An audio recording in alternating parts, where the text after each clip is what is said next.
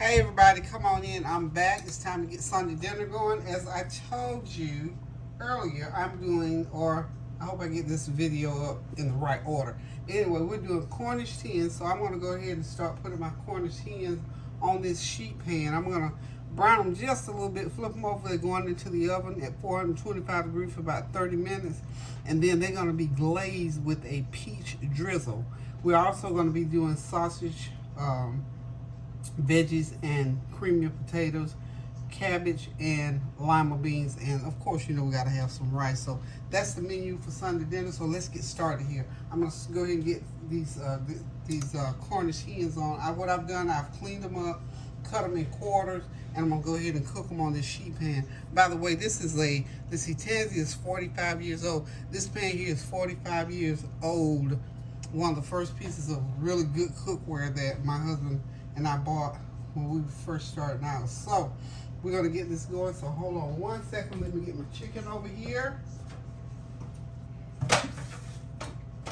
And of course, y'all know I've already seasoned it. Let's see. Got it seasoned up real good. Okay. All right, so what I'm gonna do is I'm gonna start them out like turn up this way, and prayerfully, this is only 4 Cornish hens. They're pretty good size, so I cut them in quarters, like I said.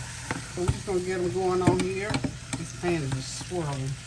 So we're gonna turn them this way, because when I turn them back over the other way, that's how they're gonna go into the oven, and that's how we're gonna cook them until they're done. And I'm gonna say about 45 minutes will cook these, because these are small. Cornish hens are very small, very tender. It doesn't take a lot of cooking for them. We don't want to dry them out. So I'm going to start them out here just to get them a little bit brown, give them a little bit of character. Okay, bam, they all fit. Can you believe that's 4 Cornish hens? Okay, let me rinse my hands off really good, and I'm coming right back. Get them cleaned up here.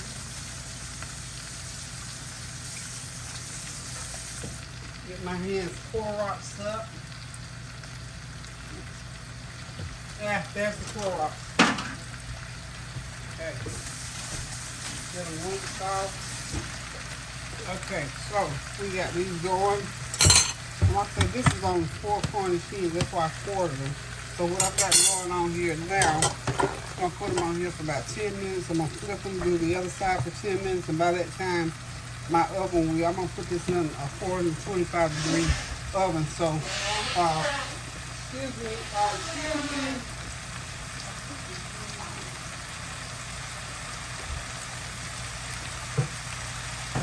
Okay, that was just a little sound effect there. Sheesh, Louise. Okay. Anywho, let me get this evenly on here. I've got the burner on under here, just the one burner, and this is just to get them going. So in about 10 minutes, like I said, I'm going to flip them over and then brown them out and cook them, and then we're going to come back and we'll make that peach glaze that's going to go on top of them, okay? So we're going to let that do that. And since we are multitaskers, we're going to go ahead and start getting our skillet ready for the stir-fried cabbage. Because we want to do stir-fried cabbage along with this meal as well. And I've already got my cabbage cut. Got my cabbage chopped. I'm going to chop some onions to go in there. And then we'll get it going. And then after that, I'll get my potatoes and my sausage. I've already cut my sausage and my veggies for that. So let's go. I'll tell you what, let's go ahead and do the sausage and potatoes next, since I got everything already cut for that. I still got to cut some more onions for this cabbage, okay? Like this.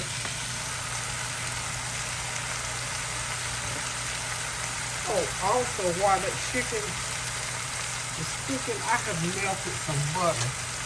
But I just decided I want some butter to go on top of this. Put a little melted butter on top of there, like so. And then when I flip them over, I'll put the rest of it in. This is just that extra added flavor. You know, you do a little extra seasoning to get that extra added flavor to it. Okay. Hope you all are having a God bless Sunday afternoon. If you got something good in mind for your Sunday dinner, I'm gonna have to watch that 2 minute splinter. That's where most of the heat is still probably started. That one's not ready. But yeah, you just have to know, kind of pay attention and have in your mind what you're doing and how food cook. So we had to get that one turned over because we don't want it to burn. But that's about how I want them to look like that, all of them, pretty much. And then we'll move on to the next item. So, I'm going to use one of my Eurocast tools here. You know, you all have been asking me all along about this Eurocast cookware. And somebody responded back and said, well, it's kind of pricey. And it is. I mean, you know, and I just go ahead and say it. I mean, big deal, because you can look online and see what they cost. The whole set that I have, and I think I have about 10 pieces, it cost me right at $1,700. Now, for me, it's an investment because I cook all the time, and I like this cookware because it pays off. Because like I said, this pan I'm using right now, 40 years ago, we paid $600 for that whole set. That was a lot 45 years ago, you know.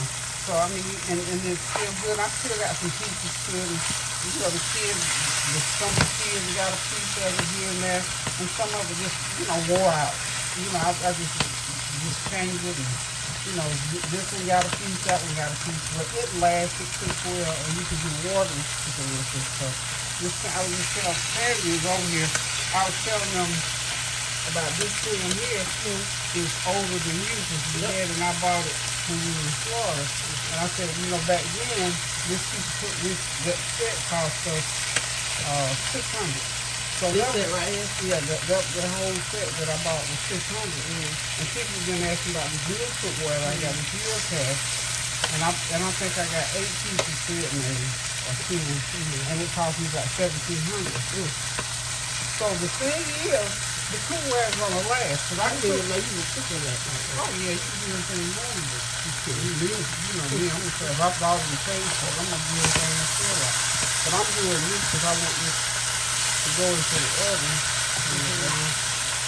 But what I was saying, you know, different ones that been asking me about the cookware and they saying it's pricey. But this cookware for me, because I do this YouTube and because I cook all the time, it's an investment for me. So I don't, you know, and you know, yeah, $61 for cookware in my category of life is a lot of money, but the point is, it's still an investment. And I like good cookware because I cook all the time. I can't use the thin stuff. That little, you know, $150 for cookware. Oh Lord, I have to throw that out of the year. So this will last a lifetime. And like I say, my Eurocast will last a lifetime. It's guaranteed. And it will last just like this. I can't even think of the name of this one. But anyway, it will last a lifetime. And guess what, y'all? The even better thing about that cookware, I'll get it in about 10 years.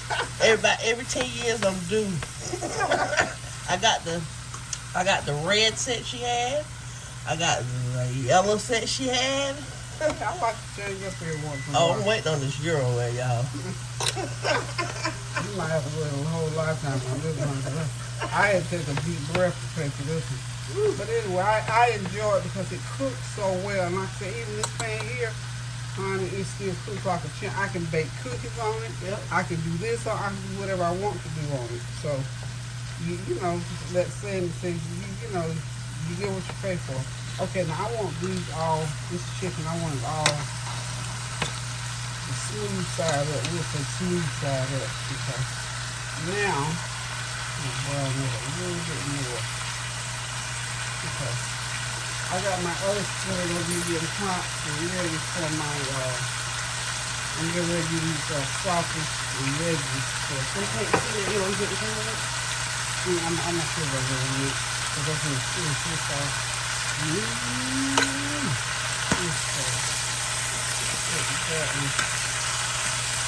that one's a little bit brown. Yeah, this is doing just exactly. And look, when you cook, you gotta stick with it. You can't be running all over the place now. You have to stick right with it. Remember, we talked about that long ago. We have to be attentive to what we're doing when we're in the kitchen cooking. That's how a lot of times people burn the meal up because they were trying to do all this other stuff. You can multitask while you're cooking, but it has to be right here. You have to be right on top of it. Okay, so this is just about where I want it. Because when I put it into the oven, that 425 degrees is going to brown it up a little bit more than when I put on that piece of drizzle, that glaze on it. It'll be just fine. Okay. I think I'm going to turn the heat off now. And I'm going to go ahead and drizzle the rest of my butter. And I'll tell you I'm going to put the rest of that butter on top. So.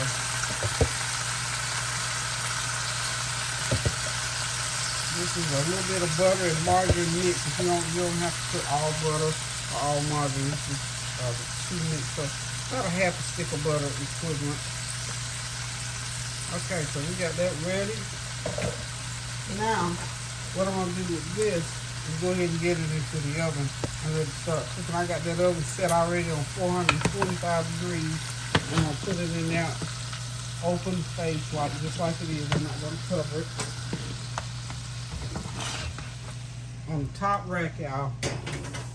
Top rack. So that's a done deal, baby.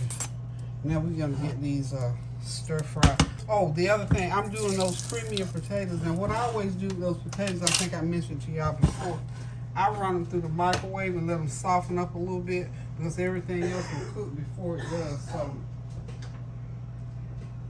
my potatoes, I'm just going to throw them into the oven for about 5 minutes and let them soften, and then I'll put them in with the rest of the stir fry.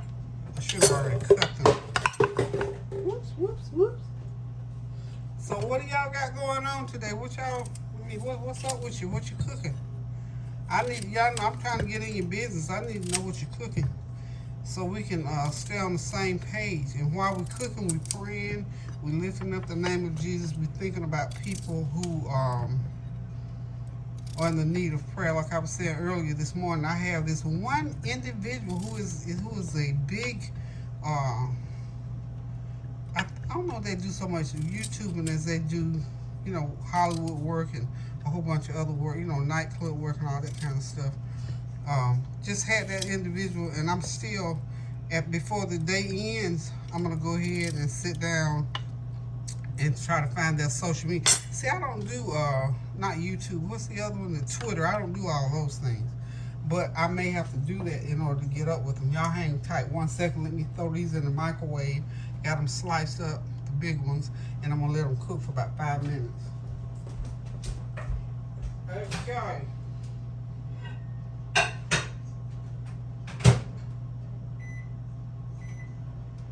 All right, those are off and running. They're in the microwave.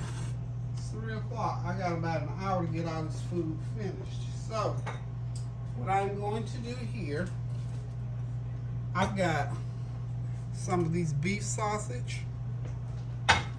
I've got some Italian sausage.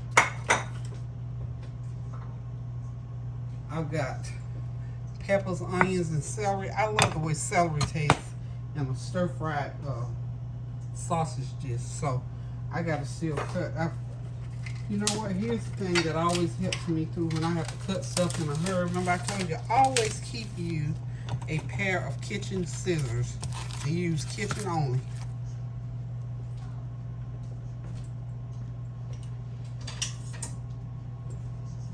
So I'm going to go ahead and get my kitchen shears going and start cutting up these sausage. Cutting them right into the pan because I hadn't already cut them like I did the other. Just simply forgot them. Give them to that hot oil. And by the time we get all this about done, about halfway in the pan, the potatoes should be ready, and I can just go ahead and put everything together like this. So this is one of those, it's an easy meal. It's a lot, but it's an easy meal. You know, I mean, prep time, the most work I had to do was cut those, clean and cut those corn hens. But the rest of this is just real simple. Really, really simple. This is before it starts. The boys trying to get a little bit, you know, the guys a little meat. Okay, so we're gonna get all those going, all that going, and I'm gonna come back and I'll put this together, and then when we come back, we'll start working on getting the glaze onto the chicken. So hang tight, and I'll be right back. Okay, I'm back now. It's time to get these stir-fried cabbage and the rice going. So we're gonna start out with the stir-fried cabbage first.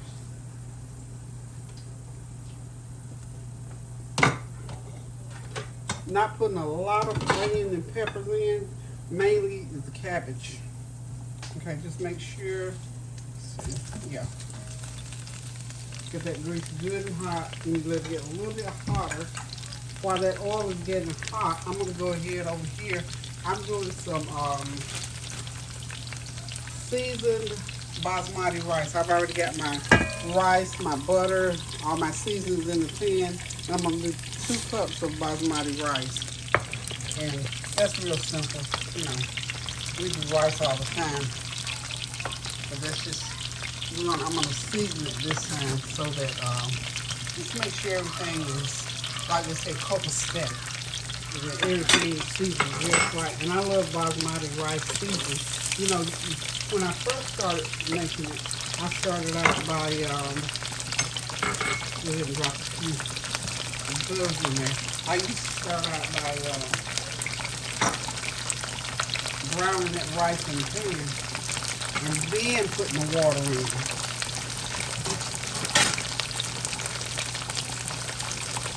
Now I'm just cooking it like regular rice. With, you know, twice as much water as rice. Put it in there, boil it. When it gets to boiling real good, turn that heat down and let it steam the rest of the way. And the only difference is I've got the seasoning in there, okay? So, got the rice on, and let it come to a boil. Go ahead and put your lid on, turn the heat down, and now we can jump back over here to the cabbage. As you can hear, the oil is hotter now. So we're just gonna start putting it in. Don't stick your hand in like I'm doing. You know, you have to just know what you're doing to do that. Not that you don't know what you're doing, but I don't want anybody to burn their hands. I don't want to advocate that. It's just one of those things that I do. I'm going to drop some more separate onions right in there. And we'll have to let that cook down until the cabbage is good. And we're going to get, this is my big wok piece that goes to my cookware. And you notice it matches the small wok here that I'm using to do the potatoes and meat and onions. While that's cooking down, I'll give y'all a peek in there. Got all that mixed in. So that part of the meal is just about done. It's just finishing cooking. I've got it on low, and I'm going to let it just cook so all the juices and the flavor will cook through the potatoes and through the meat, and everything will blend real well. So that dish is just about ready. So we'll have this cabbage on here shortly. Let you peek in. I got about 5, that's steamed up in it. We got about 5 more minutes in the oven on the chicken before I start putting that glaze on. So we're moving right along. The entire meal is now cooking. In about half an hour or so, everything will be ready. So we're going to put the lid back on. So everything is moving along just fine. So we got to stir that cabbage up. And you see getting a little brown on top, that's just perfectly fine. That just gives us flavor. Let it brown a little bit. Don't let it burn. It can brown a little bit, but not burn. So at this point, I'm going to go ahead and start putting some seasoning on here. Keep that heat up high, because we don't want that cabbage to juice up. We want to do like a stir fry. Let me stir my rice right quick. You get a little bit more water going on that rice. Like I said, when you're cooking, when you got 3 or 4 things going on,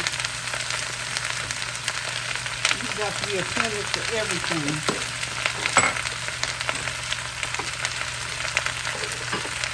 Okay. what I was saying is, once you got 3 or 4 different dishes going, you got to be finished with everything. You have to go back and check and recheck, stir it up, get it going, and keep everything going.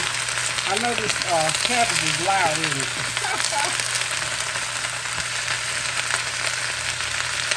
The cabbage is loud. So what we're going to do is start putting the seasoning onto it. I'm going to put some complete seasoning.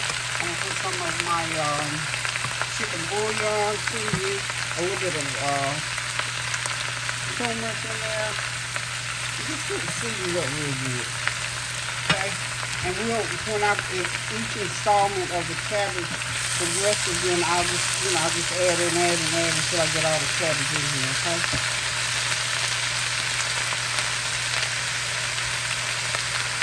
A little bit of butter going in there. You see how it's starting to wilt down, making room for the rest of the cabbage. I had quite a bit of cabbage. You realize I had that much, but it is well. Okay. While that cabbage is cooking down, I'm going to hit it with a little bit more oil. Whoops. Got my lid. What's going on here? Okay. Stir that up. That's my chicken. I've had it in there about 25 minutes. It's ready for me to do the glaze. So we're going to make the glaze and put on here shortly. So what we're going to do now, I'm going to go ahead and drop some more cabbage in. I do want to use all of this cabbage, really. If I can't, we'll do it another time. Kareem and I eat a lot of stir-fried cabbage, so I really want to cook it all at one time. But you know, you can put it in the refrigerator and it'll sit and keep for a while. I'm putting about a couple teaspoons in at a time, y'all. Okay.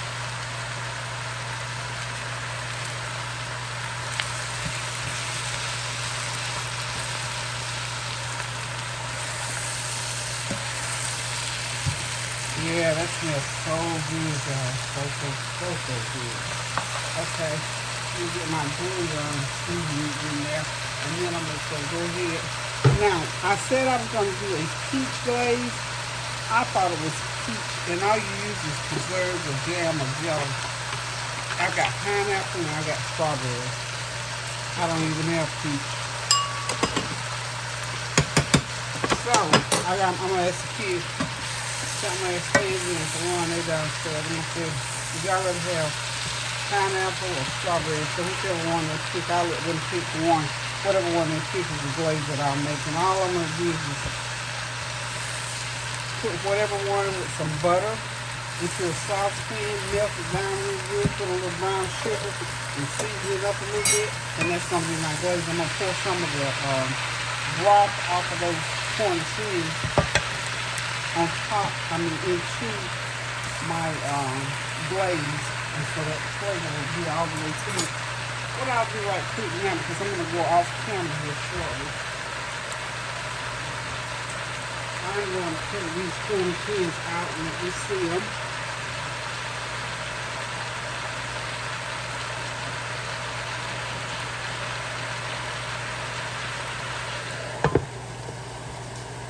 They're just about done. So, oops. All I gotta do now is go ahead and put my, I'm gonna pour some of that broth off and help to make my glaze. And that's gonna basically be it for the Cornish Hens. So they're about, I'll have them in there, I guess, about a good 20 minutes. My camera don't want to sit right. Okay. So we're gonna do that. And while I got them out, I'm gonna go ahead and pour some of that broth right over into my saucepan now. Y'all knew I had it right there, baby. Right there so I can use it. Okay, so that's good. I think that's good. Since I made a mess, it's definitely good. Okay. So we're going to go off camera and finish these up. When I come back, everything will just about be ready. But in the meantime, I'm going to sit these back in the oven out of the way because I got every burner going. Okay. Hang tight, I'll be right back. Hey y'all, I'm back. a little change of plans. I thought I had peach preserves to do the glaze with. I got pineapple or strawberry, so Ron suggested that I do pineapple. So we're going to use pineapple. I had some fresh pineapple that I got. Remember that big jar from Walmart, from Sam's Club? I'm just slicing these. See why these little scissors are so handy? I always keep you some kitchen shears on hand. You never know when you're going to need them. So what I'm doing is chopping these, and I've already chopped a few, just about 3 spears of pineapple. Just chop it right up. And what I'm doing is now, I'm just going to reduce it a little bit and mash it just like that. For me, real simple. I've got some of the broth off of those Cornish hens in that pan, okay? And I'm going to let that sit there and just kind of cook for a little bit. And then what I'm going to do is I'm going to drizzle it all over those Cornish hens. I'm going to run it back in the oven for about 5 or 6 minutes and let that sauce kind of, yeah. Now, I've also got to put in there some brown sugar. About a 1/4 cup of that pineapple juice. These are, I suggest these pineapples to y'all. Sam's Club, very good. I think it's for a 20-ounce jar. No, it's a 2-pound jar. Excuse me, 2 pounds. Under $7, y'all. The best thing I bought lately like that in a jar. So we're just gonna let that cook for a little while on sort of low. I'm gonna go over here and get me a 1/4 cup of brown sugar. Put in there because we want that little sweet taste on there. And we're gonna glaze these Cornish hens with it. Just a little bit of a twist. And then what I'm gonna do is I'm gonna turn the broil on low. And start it. Just turn it to low. And I'm gonna run it under there. I'm gonna put it like on the second shelf, not on the top shelf, because I don't want these little babies to dry out. Everything else is just about ready. And look, we could really sit down and eat at 4:30. We don't eat that really. Anyway, I'll be right back.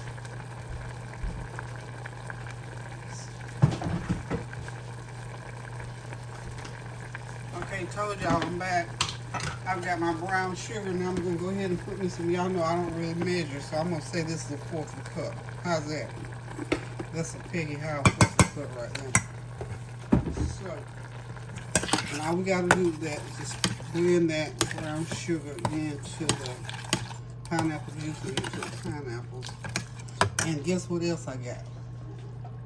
Because I go to the bakery all the time. They have these different jars of jelly. So they had some pineapple. What? Jam, or is it jam or jelly? Preserves. Woo, that's even better. They have a real good taste to them too. So I'm gonna put about a 1/4 cup of that into there. And just sort of let it cook down a little bit. And then I'll just ladle it right on top of that. I say chicken, they are little baby chickens. You know what I've never seen? Have y'all, when y'all send the comments, let me know. I've never seen a live Cornish hen. Have y'all? If you have, let me know and tell me where you saw it, because I'd like to see one. I'm real curious about that. Woo! Now I'm telling you, I ain't bragging, but this sauce I'm making, y'all, is hitting real hard. I'm gonna put, test y'all, I put a little bit more. And by the way, this is Black's.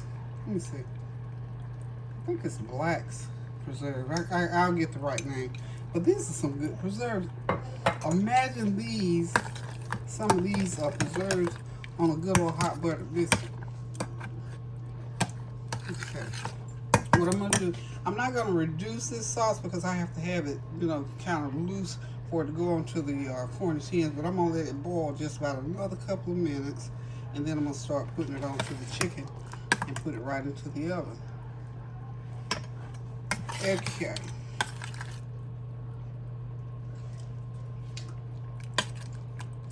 I'm serious, y'all. This is some good. This is a good little mixture right here, honey. I have to go ahead and tell you. Really, really, really, really good. Okay, so what I'm gonna do is just turn this camera right around. How about that? How's that for cinematography? I just turn it right around. I'm kind of getting used to this iPhone, y'all. It makes a good picture. I'm gonna go ahead now and start ladling. I had to use pineapple. I thought it was peach honey, but it's just pineapple, yeah. So I've made me a little pineapple gravy. I'm gonna call it pineapple gravy to go on top.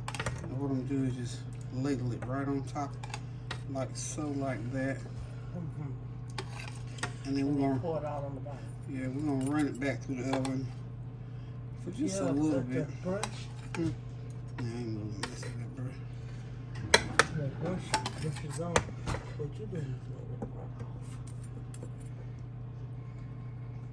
Do y'all hear somebody in the background? Yeah. I can't. Get your hand. Just a little bit. You don't want. This Tanzania, she trying to tell me something other, and the thing don't even work. Sorry about that, shoot. Nice try. Come on, let's do it. Look. It's getting in places. Yeah, but it'll be fine. See, that's that red brush. I don't have 3 hands. That's Tansy. We're gonna let them She's amazing, y'all. She's not that. She ain't that. She wants to be me so bad. She wants to peel me and wear me.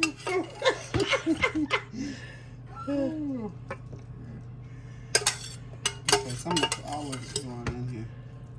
She just have to. I mean, this is childhood stuff too. I mean, she just have to. She just can't help herself. Zilla. She's in me, y'all. She's in me. I've been trying to talk to her till get on show. After all, I did inherit 26 chromosomes from my mom and 26 from my dad. And both of us were cooks. Or cooks. I'm still cooking. Okay, so as you can see, I got the I'm calling it my pineapple gravy. I can't think of another word for it. I got my pineapple gravy working on there. I'm gonna run it in the oven for a few more minutes just to let it glaze on a little bit, and I'm gonna take it out at least one time and brush it a little bit. So y'all hang tight. See y'all? She gonna brush it now. Well, yeah, we get to the brushing, but it's just one time for the brushing. Okay, before I stick these back into the oven, let me just say to y'all, thank y'all for tuning in. Thank y'all for your well wishes. And thank y'all for your continuing to pray without ceasing and all the good things that you do to this life. I just want to show y'all that I've been in here cooking. This is like, it took me 2 hours real time. Actually 3 hours because you got a lot of prep time. This is a lot of food, a lot of different dishes, and a lot of processes you have to go through. So at this point, we're going to say dinner is ready. All we got to do is run that chicken back through the oven and let it go ahead on and blend that gravy on into the chicken. So for all practical purposes, Sunday dinner is done. So thank y'all for stopping by. Continue to pray without ceasing. Keep those prayers going up so the blessings will come down. Support our leadership. Pray for Ukraine. Pray for all the ills of the world. And do something kind for somebody sometimes. Cook them a meal. Send them a text message. You know what would really get them? Send them a Cash App, honey. That will really work out fine. So listen, guys, I love you. I appreciate you. So the next time you see this meal again, it'll be on somebody's plate. Love you guys. Toodles.